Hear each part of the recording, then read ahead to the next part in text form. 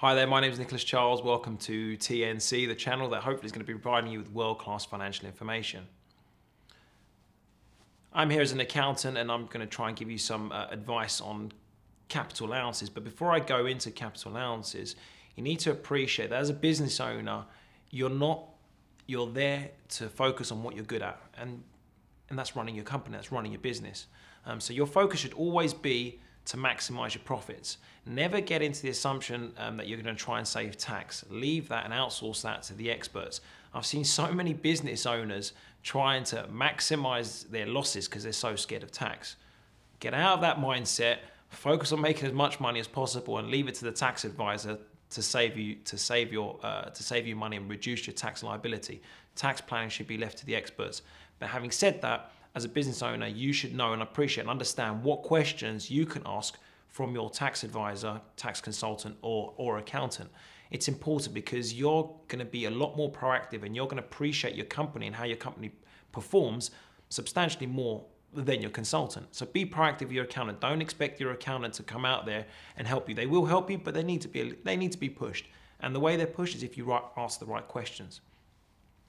Going back to capital allowances, a lot of businesses are asking me now, should they invest in their business? Should they buy plant and machinery and equipment? So for example, I'm speaking now in front of a camera. There's obviously a cameraman behind the camera. He's self-employed. And he's asking me, should he invest in more camera equipment?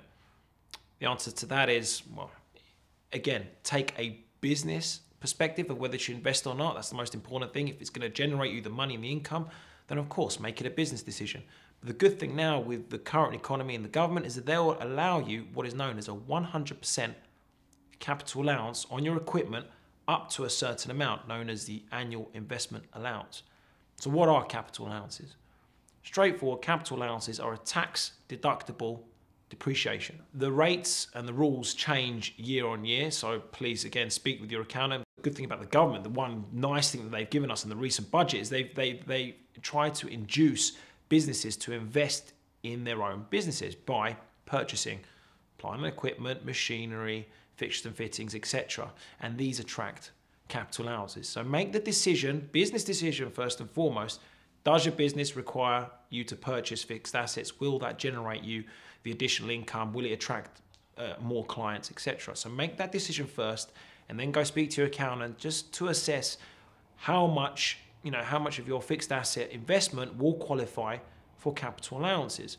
Because when you purchase fixed asset, it's not taken into account from your profits. It goes on the balance sheet. Have a look at my interview with Darren Sherlock. We speak a lot about assets and products. But when you come to calculating your tax, whether it's corporation tax or income tax, you take the amount of investment that you've made into fixed assets, you multiply it by the relevant percentage, the whole lot is deducted from your tax profits, and whatever's left, you calculate the tax. So currently, for tax purposes, I would encourage you to invest in your business. But again, make the business decision first, the tax later. Thank you.